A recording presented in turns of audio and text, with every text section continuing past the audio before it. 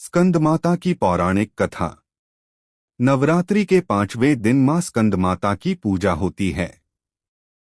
उनका यह नाम इसलिए पड़ा क्योंकि वे भगवान स्कंद कार्तिकेय की माता हैं।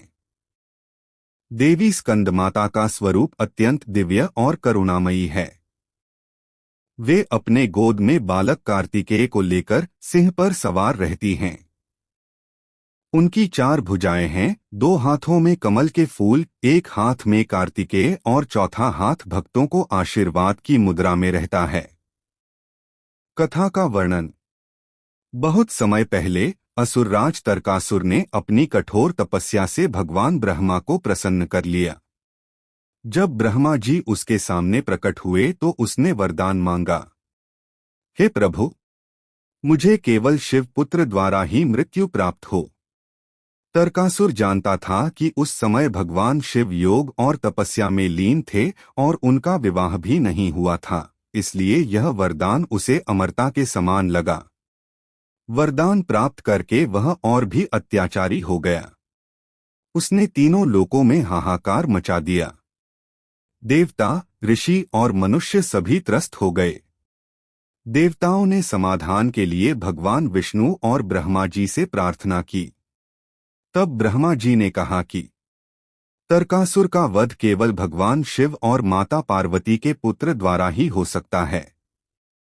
तब सभी देवताओं ने मिलकर माता पार्वती और भगवान शिव का विवाह कराने का निश्चय किया। विवाह के बाद माता पार्वती ने पुत्र को जन्म दिया। यह वही बालक थे जो आगे चलकर कार्तिकेय या स्कंद के नाम से प्रसिद्ध हुए। जब कार्तिकेय बड़े हुए तब देवताओं ने उन्हें युद्ध के लिए सेनापति बनाया। स्कंद ने अपनी माता की शक्ति और आशीर्वाद से तरकासुर के साथ भीषण युद्ध किया। अंत में तरकासुर का वध कर तीनों लोकों को उसके आतंक से मुक्त कराया।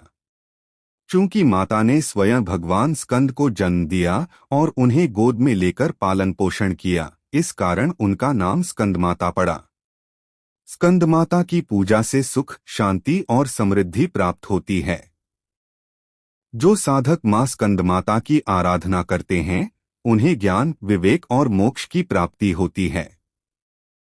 माना जाता है कि इस दिन साधक को विशुद्ध चक्र की सिद्धि प्राप्त होती है। मां स्कंदमाता का स्वरूप यह दर्शाता है कि जब माता अपने बच्चे के लिए प्रेम और त्याग करती है, तब वह समस्त ब्रह्मांड की शक्ति का केंद्र बन जाती है। उनके पूजन से भक्त को साहस, विजय और जीवन में सुख समृद्धि का आशीर्वाद मिलता।